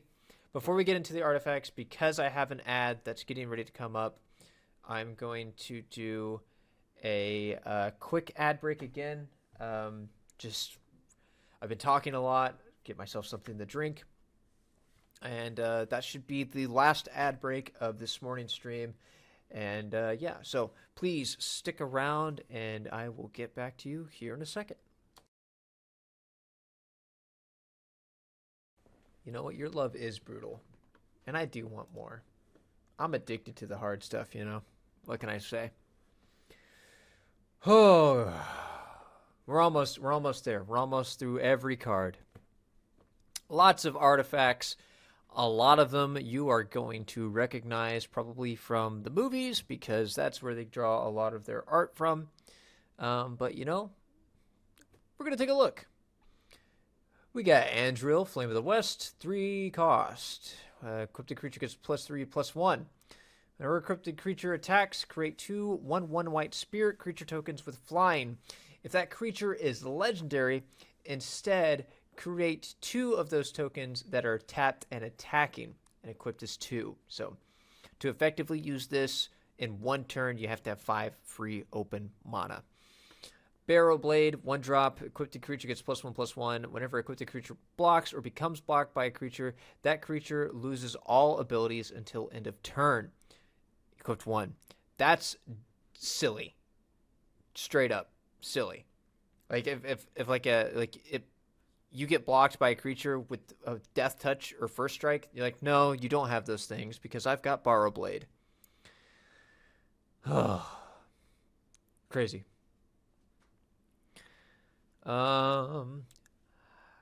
Glamdring, 2-drop. Equipped creature has first strike and gets +1/+0 for each instant and sorcery card in your graveyard. Whenever equipped creature deals combat damage to a player, you may cast an instant or sorcery spell from your hand with mana value less than or equal to that damage without paying its mana cost. That is dumb. Busted. Busted card. Of course, it's a mythic. But crazy. Crazy. Horn of Gondor, 3-drop. Just a rare, not a mythic.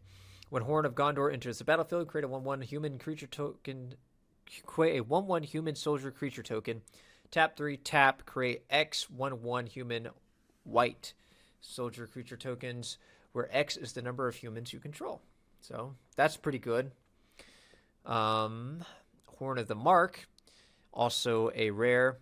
Whenever 2 or more creatures you control attack a player, look at the top 5 cards of your library. You may reveal a creature card from among them and put it into your hand. Put the rest on the bottom of your library in any order. Not bad. Or it says random order. Not any order, random order. So pretty good stuff there.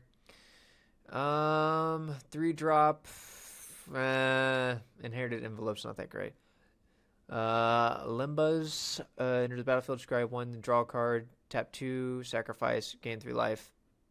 It's just a food counter with an extra step. Mirror of Gladriel, 2 is the cost. And then for 5 and tap, you get to scry 1, then draw a card. The ability costs 1 less to activate for each legendary creature you control. Not bad. Mithril Coat.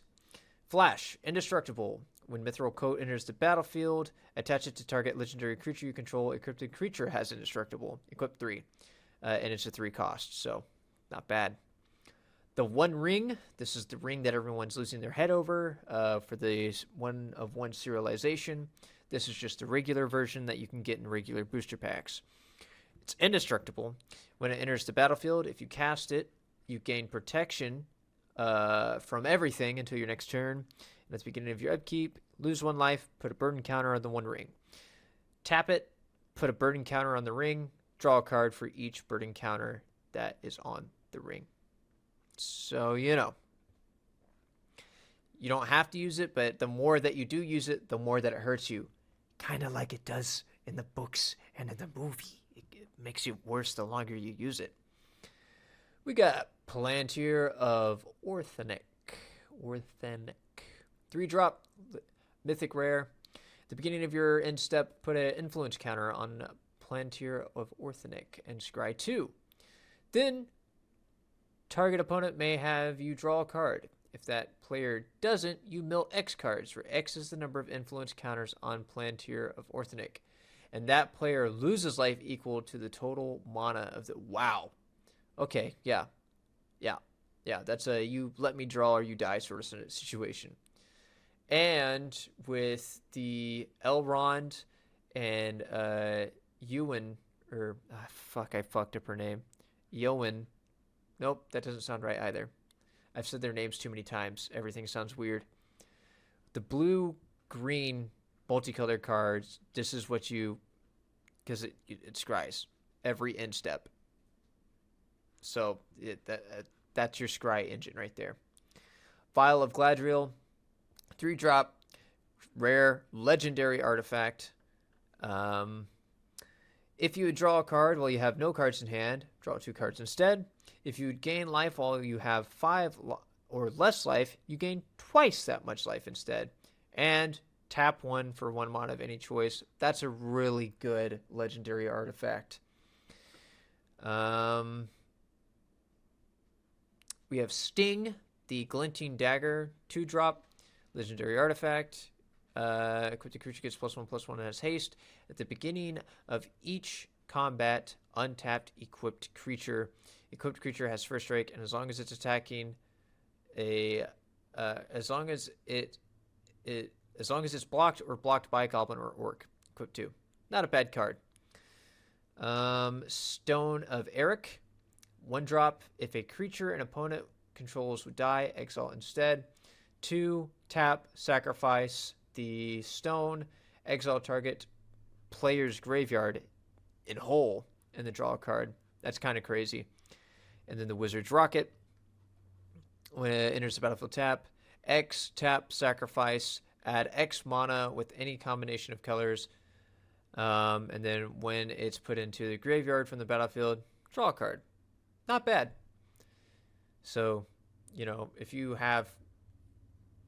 Technically, you can run any of the multicolored cards with this card, and you'll be fine. You could even run Tom Bombadil in your deck with this bad boy. Easy peasy. Here's the lands. We got some pretty cool lands going on. Barad-dûr enters the battlefield tapped unless you control a legendary creature. It taps for black, or you could pay XX and 1 black and tap and amass X. So that's pretty dope. Only if a creature died this turn.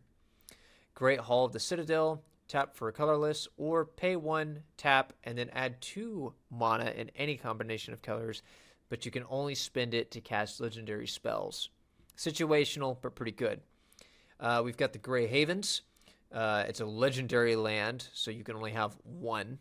Barad-dûr is also a legendary land, so you can also only have 1 of that out in the field at a time. When it enters the battlefield, scry 1, and then you can tap it for a colorless, and then, or you can tap it for 1 mana of any color among legendary creatures in your graveyard. Not bad. Minas Tirith, another legendary land. When it enters the battlefield, tapped unless you control a legendary creature. Taps for a white normally, and then you can pay 1 colorless, 1 light, and tap it to draw a card. And you can only activate it if you attack with 2 or more creatures during the turn. Mines of Moria, another legendary land. Enters the battlefield tapped unless you control a legendary creature. Tap for red or pay 4. One of those being a red mana, and tap it. Exile 3 cards from your graveyard and create 2 treasure tokens. We have Mount Doom, It's a legendary land as well, and it's got 3 abilities. Tap, pay 1 life, add black or red. Tap 3, 1 colorless, 1 black, 1 red. And tap Mount Doom, and Mount Doom deals 1 damage to each opponent. And then pay 7, 1 of those being a black, 1 of those being a red. Tap it and sacrifice Mount Doom and a legendary artifact and choose up to 2 creatures, then destroy the rest. Activate only as a sorcery. So that's a mythic, but pretty expensive mythic. Then we have Rivendell, another legendary land here. Enters the battlefield tapped unless you control a legendary creature. Tap it for 1 blue, or you can pay 1 colorless, 1 blue, tap the land, and you get the Scry 2. Only if you control a legendary creature, though. We've got the Shire, legendary land. Enters the battlefield tapped unless you control a legendary creature. Taps for green. Tap 1 colorless and 1 green. Tap the card and tap an untapped creature you control and create a food token. So that's pretty useful. We've got the Shire Terrace, which taps for 1 colorless. And if you pay 1, tap it and sacrifice the Shire Terrace, you can search your library for a basic land card and put it onto the battlefield tapped and shuffled. And then we have the land arts. So we just made it through the entire, I'm going to sneeze again, the entire Tales, what is it called? Tales of Middle-earth, right? There's the entire catalog of Tales of Middle-earth. This is the Commander catalog. There's a couple of different cards. I'm not going to go through all of these, but they do have a commander set. They're running that right now. There are a lot of commanders, a lot of legendary creatures here. And it really is all about just having a lot of fun. And of course, there's some repeat cards, of course. But these are the cards that, I do believe these are the cards that are just to the commander set. So, and it also shows you the alternative prints of the cards as well. A lot of good stuff here. If you're into Commander, in all honesty, in my personal opinion, these crossover events that Magic does is best suited for Commander. I don't normally approve of it in like Standard or Modern. You know, it needs to be set aside and it needs to not exist in that realm. It needs to be with its own. What's fun to think about, though, is now you can do Dungeons and Dragons. You can do a Dungeons and Dragons deck versus a Lord of the Rings deck versus a Transformers deck if you really wanted to. That's a thing that you can do now. So here's some of the white cards. A lot of good stuff here. I'm not going to talk about really any of them. I just want to scroll through them, and you can see them. I will talk about this. Weathered Wayfarer, 1 drop, pay 1, tap, search your library for a land card, reveal it, put it into your hand, then shuffle. Activate only if an opponent controls more lands than you. That's pretty good. I'm just kind of reading. We're in the blue now. This card is meant for a blue-red deck, or maybe a blue-red-black deck, seeing that they were kind of focusing on the more legendary creatures as tricolor, quad color, or quintuple color decks. So,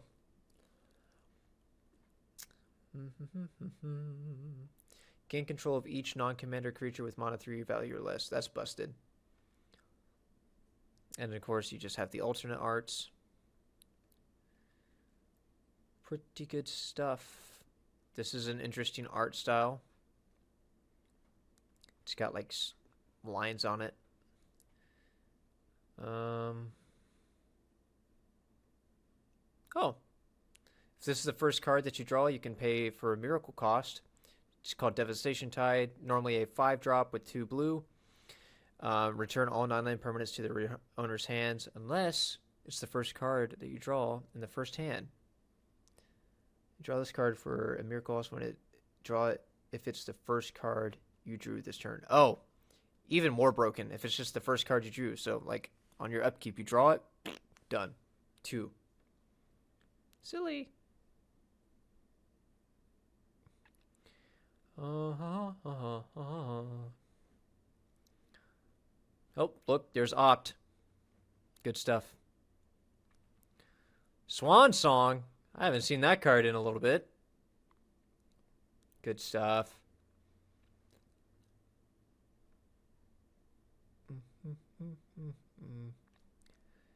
Yep. So, a little bit of different cards here. Lots of cool things to see. More alternate cards here. Alternate arts. Nothing. A lot to go over. I would if I could. But I'm running low on fuel. I've been talking for the past 2 hours now. Motivated Pony, baby. Let's go.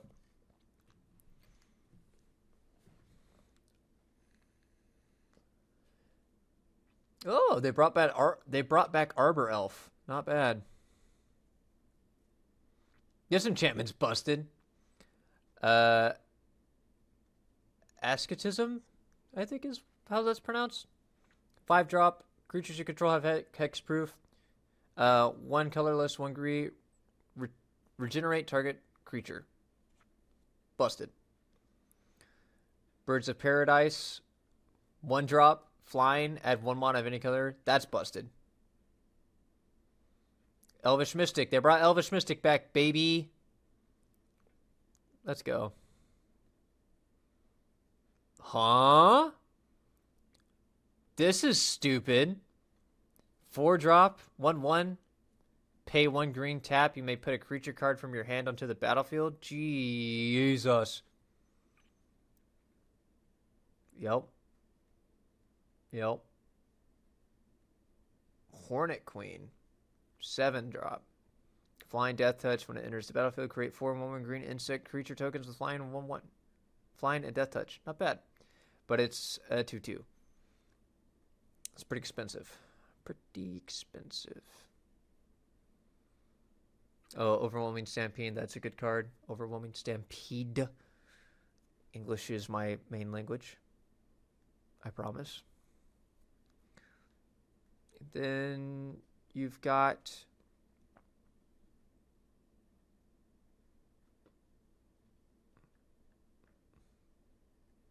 something seems wrong here. These are the same card. I'm assuming one's foil and one's not. Yeah, this looks like it's foil.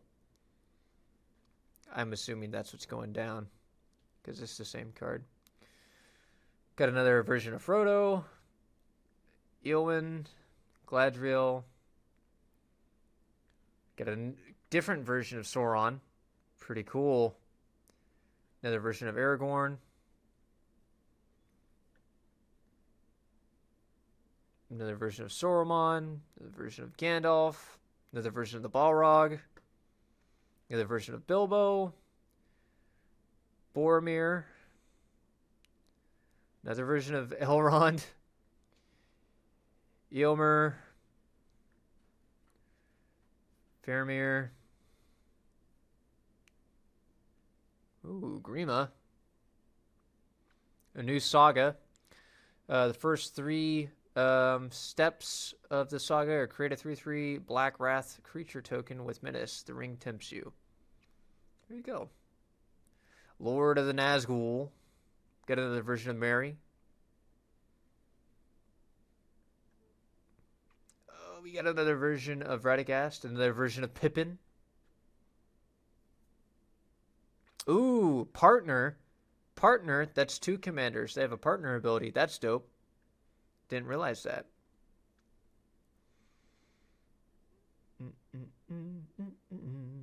We got Treebeard, baby. Treebeard makes an appearance.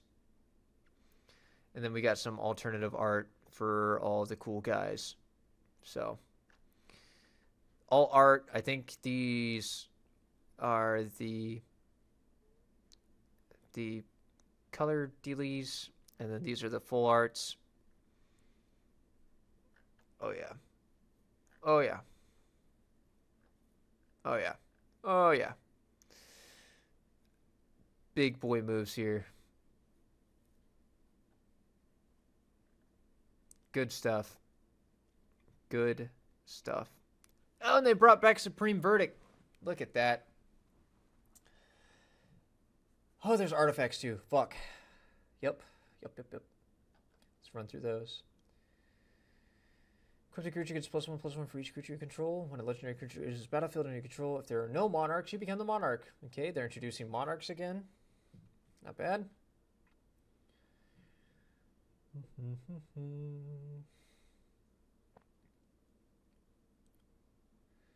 4-drop for tap 2. That's not bad. For blue, black, or red.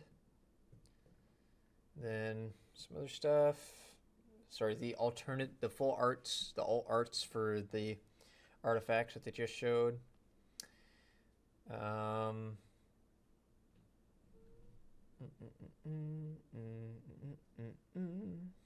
0-drop. Multi-kicker. You may pay an additional time. Ever-flowing chalice enters the battlefield with a charge counter on it for each time it was kicked. Add 1 for each counter on... Okay. So you could get a pretty good colorless mana engine right there. Pristine Chaliceman, baby. Ooh. You got Soul Ring. That's the one that people want. 1-drop for 2 colorless mana. And that's what the regular one looks like. They've got 3 other versions of it. 1 for humans, 1 for elves, 1 for dwarves. And then, of course, those each respectively have a foil version. And the foil versions are serialized. The non-foil versions are not, as we discussed earlier. So, and you can only get those in the collector's sets. Oh, Whisper Silk Cloak. What a classic card. I love that card.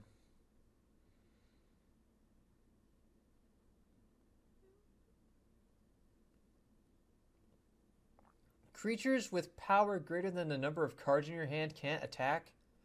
Okay.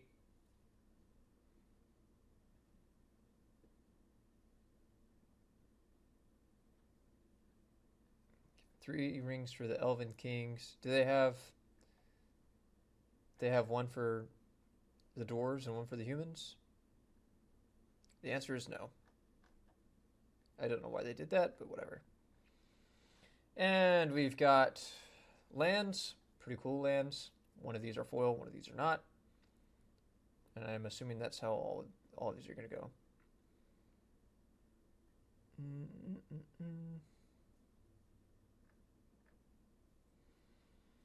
Crumbling Necropolis. Add 1 blue, 1 black, or 1 red. Nice. Not even a legendary. Exotic Orchard.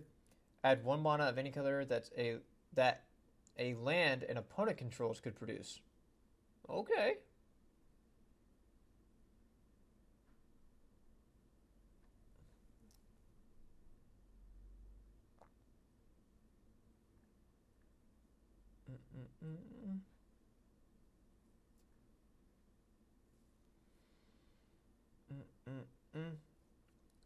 Path of Ancestry. Tap 1 mana. Sorry, tap. Add 1 mana of any color in your commander color's identity. When that mana is spent to cast a creature spell that shares a creature type with your commander, scry 1. That's a pretty good card. And it's a common. I don't know why that's a common.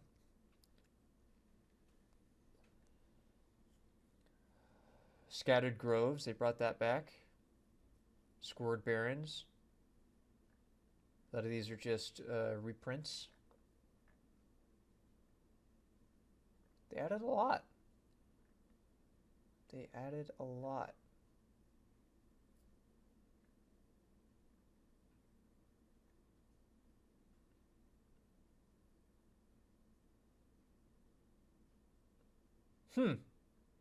Green Dragon Inn.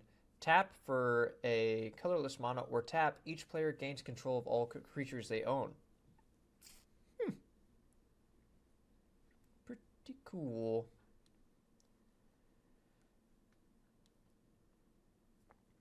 Just skimming these. Helm's Deep. Fallen's Tomb.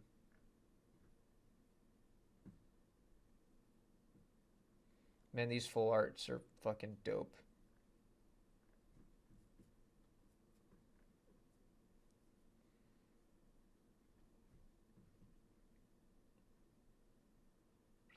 Faragorn Forest. Each land is a forest in addition to its other land types. Nice.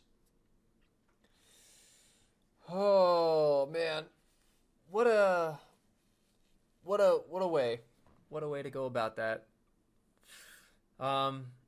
Overall, do I think there's good cards in here? Yes, yes I do. I think there are a lot of good cards in this set. And it's getting ready to hit Magic the Gathering Arena. It'll hit Arena before it hits stores officially. Obviously, there's pre-releases out in stores right now. But it'll hit Magic the Gathering Arena, I think, tomorrow, if I'm not mistaken. Hold on. There was a list right here. MTGA digital release June 20th. So not tomorrow, not the day after, but the day after that, 3 days. I'll go ahead and put that up on screen. These are all the dates to follow. Right now they're doing Command Fest events from now until July 23rd. So plenty of time to get in on a Command Fest event if you want to. And they're still doing in-store pre-release events for folks. So you can still get in on that. And then the global tabletop release is on the 23rd. They're having launch party events from the 23rd to the 25th. The bundle gift edition is released on July 7th. The bundle gift edition, you can get the limited print Soul Rings if that's your thing, all that good jazz. And yeah, that word is Barcelona. I couldn't pronounce that word earlier. I now know that says Barcelona. Once again, I am not a huge fan that they decided to do this gimmick right here, where they printed the One Ring and serialized it, and it's only available in one collector's editions booster pack. That's it. There's only one of this. People are going to be spending too much money. And like I said, the idea is that people are tempted by the ring. Obviously they are, but I feel as if sometimes as a company, maybe just a little bit have some type of moral responsibility. You know that people aren't good with their money when it comes to this sort of thing. People are going to spend too much money trying to buy this card, and nobody's going to get it for a long time. And then when finally someone does, those people are going to be very upset, which obviously will be their own doing because they're the ones that bought it. But, you know, I feel like there should always be some type of consolation prize where you have the serialized version of this card, and then you have a card that looks like this that is non-serialized, right? Meaning that it's not the one true ring. You know, maybe you show you flip the art vertically, and it faces the other direction. You know, something like that to differentiate it, and you have, you know, that card more available because, you know, people are gonna want this card. And at least if you have something that looks close to it, because people like the full arts, it's going to make them feel better. But I already see the issue of this card getting pulled, and then people are going to try to extort the hell out of the price because it is a one-of-one serialized card. People are going to try to sell fakes of this card, and that's just what's going to happen. And so it's not something that I'm super into. I also am not keen on seeing this in standard play in any sort of sense. I just, you know, the crossover events make me feel weird, especially with like the reprint. I guess the reprints are okay because they're just reprints. I don't even know. Is this in standard? Can you play this in standard? Maybe not. I don't know. This is the Universes Beyond. I don't know if Universes Beyond are standard. I've been playing Magic for so long and been avoiding these crossover stuff that I don't actually know. Let's Google it. Is Universes Beyond able to be played in standard?